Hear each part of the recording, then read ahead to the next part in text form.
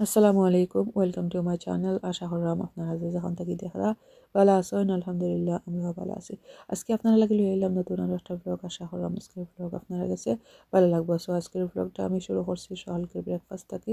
আর আজকের ব্রেকফাস্টও আছে avocado pickle আর হইছে গিয়া গরমা গরম এক কাপ চা। তো এই ভিডিওটা হয়েছে আর কি, যেদিন স্কুলটা খুলছে পয়লা দিন 2 সপ্তাহ পরে ক্রিসমাসের যে হলিডে আছিল তো ওই সময় করবে আর কি। তো 3-4 দিন আগর ভিডিও এটা আমার হাজব্যান্ডের লাগে একটা চাও বানাই দিলাম লগে নিতা। আর হয়েছে কি এখন আমি আমার পরে যাইতাম কি ড্রপ করতাম স্কুলও। তো প্রায় 2 সপ্তাহ পরে স্কুলটা করলো আর আমরা সকল back to normal life start করতাম যাইরাম। তো আগের মতো আর কি সকলটা রুটিনও আইব এখন। আর হলিডে তাহলে দেখা যাওয়া তো বেশি রুটিন না, ঘোরাঘুরি শপিং এরপরে হয়েছে গিয়া এখানে কেন যাওয়া লেট করে করো আওয়া।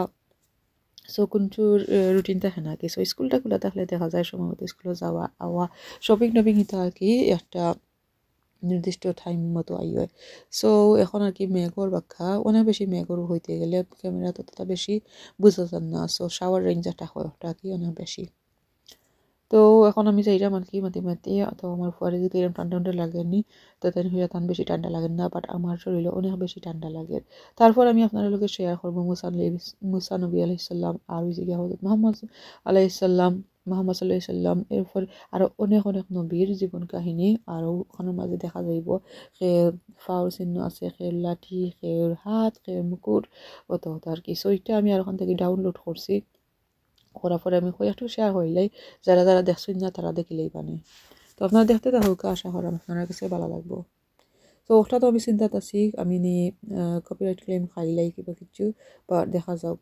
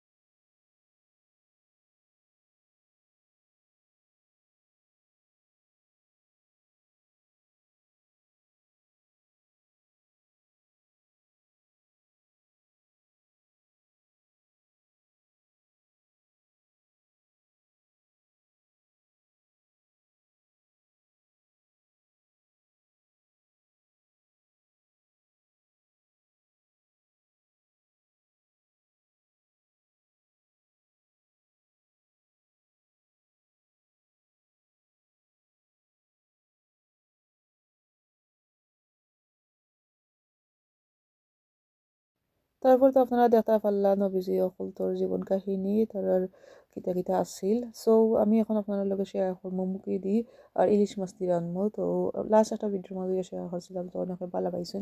তো ভাবলাম আজকে এইবার আমি আপনার লগে সেম রেসিপিটা শেয়ার করে লাই। সো আমি অলরেডি বাগারটা বই দিছি মাছ রানবো আর হচ্ছে ইলিশ মাছ রানবো।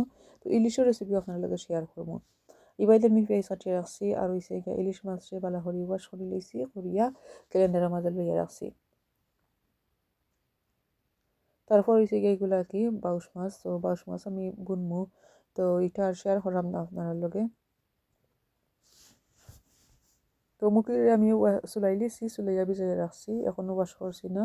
তো দিবার একে একে বালা করি ওয়াশ করিয়া দিলি।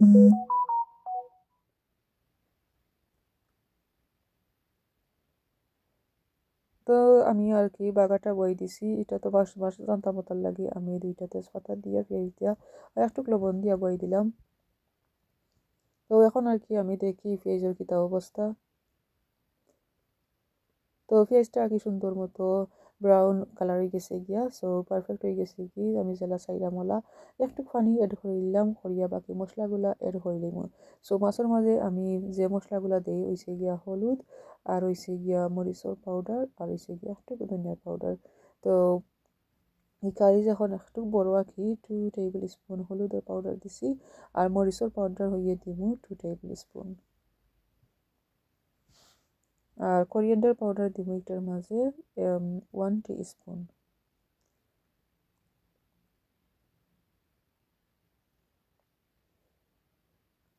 তো আর কি সব ধরনের সব মশলাটা দেওয়া হয়ে গেছে গিয়া আর এখন আমি সবটারে বালা করে লাড়ি লইমু, মানে মিক্স করে লইমু, করি আর কি গুড়িয়া রাখি দিমু 5-6 মিনিটের লাগি। মানে হচ্ছে গিয়া যত সময় পর্যন্ত মশলাটা বালা করে বুনা বা কষানি হয়েছে না, আর যে সময় দেখবো আর কি আমি বুনো হয়ে গেছে বুঝবো কিলা তেলগুলা সুন্দর হইয়া বাসে উফরি উঠি যাইব। সো বাসে উফরি উঠি গেছে আর দেখতে হওয়ার কালারটাও চেঞ্জ হয়ে গেছে। এখন একটা পটাশু মশলা দিয়া একটু ম্যাশ করে নিলাম আর কি পেঁয়াজগুলা। তো কি আমি ম্যাশ করিয়া হিবার ঘুরিয়ে রাখছিলাম একটু সময় লাগি। সো কই আর একটু বালা করে বুনো হয়ে যাক, সো বুনো হয়ে গেছে। এখন আর কি ওয়াশ করিয়া দিলাম মুখিগুলা আর মুখির হিবার আর কি বালা করি লাড়ি লইমু।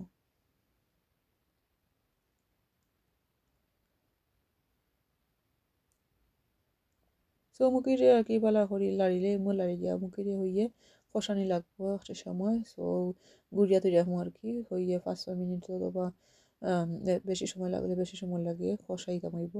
তো কষানিটা ওই গেছে গিলা বুঝবা তাতে কি অটোমেটিক্যালি একটা পানি বাড়াইব। আর যে সময় দেখবো পানিগুলো ড্রাই হয়ে গেছে তার মানে এটা কষানি হয়ে গেছে। কোনো কোনো মুখে দেখা যায় সিদ্ধ হইতে বেশি সময় লাগে না আর কোনো কোনোটা দেখা যায় সিদ্ধ হইতে সময় লাগে। সো এগুলো আসলে আর কি এগুলা দেশি মনে হয় নাই মুরগিগুলা। সো যদি দেশি মুরগিগুলা হয় তো তাড়াতাড়ি সিদ্ধ হয়ে যায়। তো এগুলো অবশ্য ভালো আছিল, আমি জাল দিতে দিতেও আর কি পাক্কা সিদ্ধ হয়ে গেছিল কি। বাট ইলিশ মাছ তো বেশি জাল দেওয়া লাগে না। তো আমি অবশ্য এখন দিলেই আমাকে আপনারা লোক মাতি মাতি শিরা। সো পানি যতটুকু লাগে দিলেই বা আর এটা আর কি মাছটা তেমন একটা কষানি লাগতো না, মাছটা কষাই না পরিমাণ মতো পানি দিলাইছি দিয়া একটু কয়টা ওরা আমি বয়াল হইবার লাগি। সো দেখতে পাররা সুন্দর ইয়া কষানি হয়ে গেছে কি। আর আমার কাছে দেখেও লাগছিল এটা কষানি মানে সিদ্ধ হয়ে গেছে গিয়া। তা আমি একটু বেশি ওভার কুক করে নিয়েছিলাম যার কারণে সিদ্ধ হয়ে গেছে। তো আর কি কইলাম যে বেশি সময় লাগতো না জাল দিতে ইলিশা মাছ, একটু সময় জাল দিয়ে নামাই দিব। আর এগুলোর মাঝে আলাদা একটা গ্রাম থাকে, তো মাছের মাঝে গন্ধ থাকে না গ্রাম থাকে, ওটার লাগে আর কি বেশি ভালো লাগে। আর এই পর্যায়ে গিয়ে যদি আপনারা মনে করুন একটু পানি দেওয়া লাগবো দিবা অবশ্যই। তো আমার কাছে একটু কাকি ঘন টাইপ বেশি ভালো লাগে, সো আমি ট্রাই করবো ঘনও রাখতাম। তো আর কি একটু সতর্কতার সহিত দিলাম মাছ সবগুলা আর পানিটা আমি একটু দিলাম আর কি। আমার কাছে লাগছে বেশি আর কি হয়ে গেছে, মাছটাও ডুবছে না আর বেশি ঘন হয়ে গেছে। তো পানিটা দিতে পারো আমি বেশি কিন্তু দিছি না, 1/2 কাপ পরিমাণ হইব অথবা এর থেকে কম। তো এখন আমি ডাকিয়ে রাখি দিমু, ডাকিয়ে রাখিয়ে একটা সময় জাল দিমু। তো জাল দিতে দিছি আর কি দেওয়া উঠলে দেখলাম যেন ওলা সুন্দর একটা কালার হয়েছে, মাছ তো দিতে পারা কুক হয়ে গেছে আর কি। সো ফাইনাল লুকটা দেখাই। তো আর কি আমার মন মতো আলহামদুলিল্লাহ কারিটা হয়েছে মাশাল্লাহ। সো আশা করি আমাকে আজকের রেসিপিগুলো আপনার কাছে ভালো লাগছে। সো আজকের রেসিপি ভিডিও যদি আপনার কাছে ভালো লাগে অবশ্যই একটা লাইক দিবা, চ্যানেলটা সাবস্ক্রাইব করবা। ভিডিওটা আর বেশি লম্বা করতাম না আজকে, ওখানেও শেষ করে লইমু। সকল ভালো থাকবা, সুস্থ থাকবা, আল্লাহ হাফিজ, আসসালামু আলাইকুম। দেখা হইব অন্য কোনো ব্লগও অন্য কোনো রেসিপি লইয়া ইনশাল্লাহ।